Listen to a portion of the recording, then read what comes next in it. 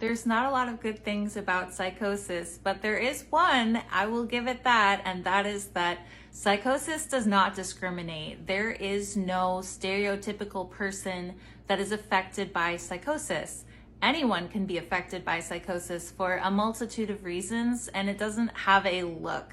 So while people have been able to identify in me when I'm having symptoms, typically people who are close to me or people who see me acting erratically, it's not because of my facial piercings, my hairstyle, my fashion sense. It's my brain. Brains don't have a look. They're lumpy, they're gray, and they don't dress to attract attention. That's not what psychosis is about. So the idea that there is a type of person that looks like they're mentally ill, that's nonsense, because mental illness is not visible. For a lot of people, it doesn't come off that way. A lot of people suffer in silence because there's no one look. There's no like manic pixie dream girl who's out there just flailing and spraying the world with anxiety meds as if they're confetti. That's not a thing. There is no person out there who is the embodiment of mental illness. Do you want to know which are the ones that have psychosis? Honestly, it's pretty much anyone and everyone. It could be the top level CEO who has a stress-induced psychotic break, or it could be that sweet little old granny who loves to garden and look after her grandkids on the weekends. Or it could be a new mom who just had her first kid, who's in her new happy marriage with a husband that she met in college. Sometimes it might be a rave girl who loves to dance in big crowds. Or it's a really quiet bookworm who doesn't like to draw attention. Or it could be someone in your very own life and you may not even know it because it doesn't get talked about a lot. And a lot of us hide in plain sight. We take our medication, we go into remission, and we just don't tell you. So yeah, you probably know more people than you think. And they probably don't look like me. You don't seem like the kind of person to have psychosis. You seem too healthy to be schizophrenic. You don't act like you're mentally ill. These are all statements that I've been told over my lifetime, over the time that I have been diagnosed with schizoaffective disorder, and I'd like to say I don't hear them a lot, but I hear them a lot.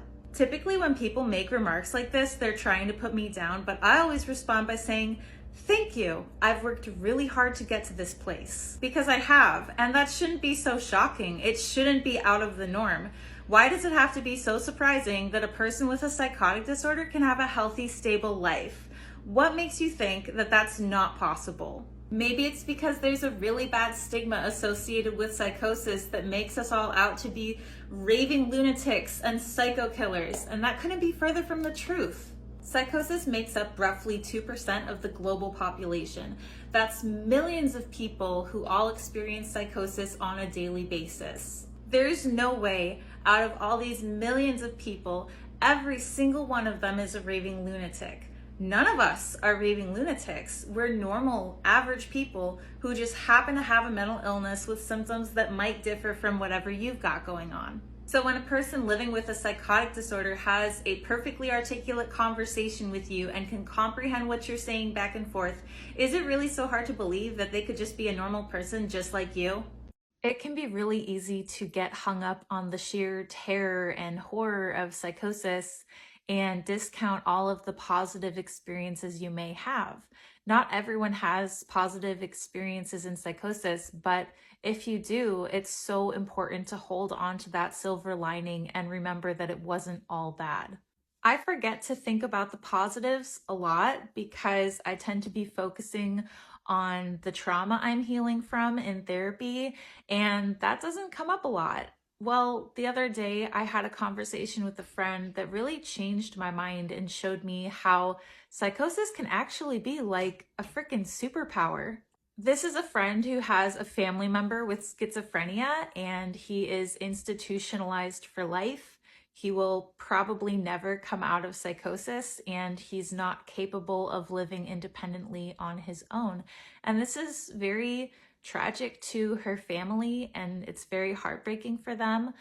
So I, offered my condolences and said, if there's anything you ever want to know about psychosis, you can ask me anything. And she was like, anything?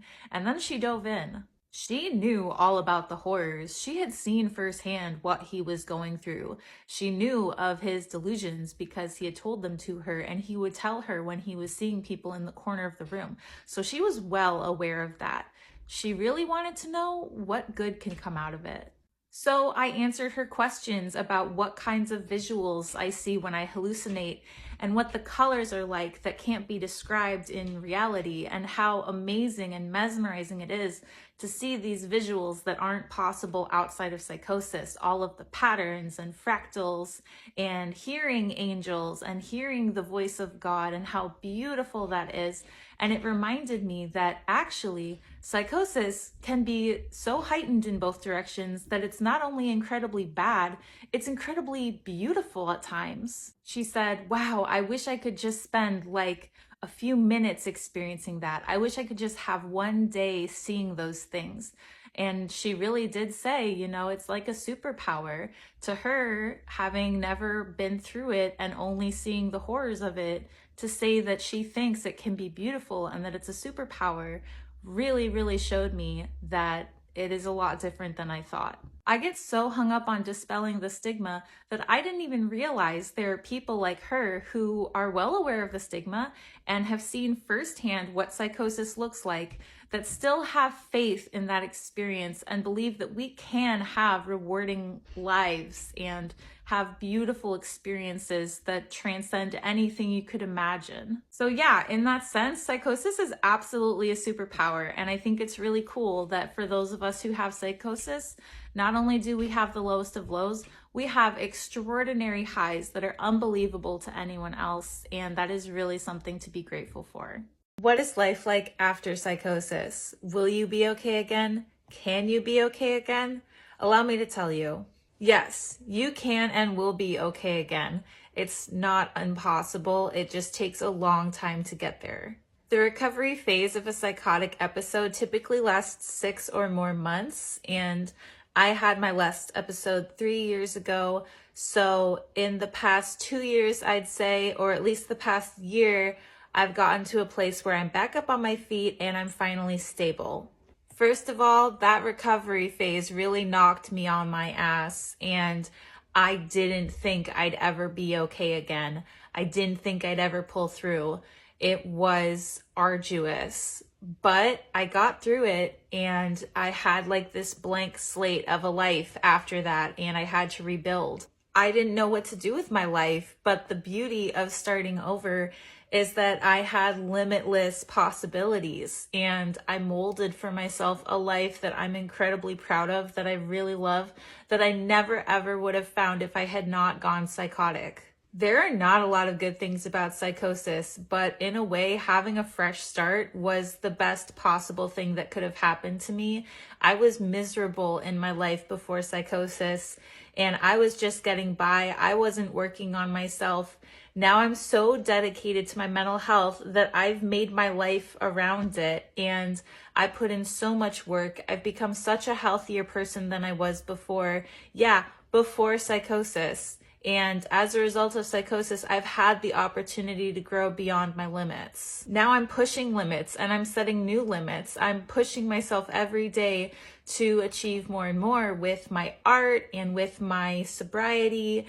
I'm very active in the recovery community, and I take on other people and help them. I have an art business, and I'm so in love with making art and selling art, and I've built up quite a clientele doing that. I've found ways to be independent in a world that doesn't want me to be independent. I have found ways of making work for myself when I can't work in a conventional workplace environment. I have found friends that are true to me, who would never leave me even if I went psychotic, whereas before the only friends I had were fair weather friends who left as soon as I went into an episode. And I'm genuinely happy for the first time in my life. That's not something I had before psychosis, and that's not something that psychosis took from me. That's something that I found after I rebuilt myself coming out of psychosis. That's something I wouldn't have if I hadn't worked so hard on myself as a result of surviving psychosis, because I wouldn't have put this effort into myself if I hadn't had something knock me down that low. I'm not saying that it's easy. I'm not saying that it doesn't take hard work, because it absolutely does. But I'm saying that it's possible. It's possible to get the life of your dreams. It's possible to do that because of psychosis. You can take what threw you to the ground and rebuild yourself taller than before. Take it as an opportunity, because your life can be so amazing and it does not have to be limited by psychosis.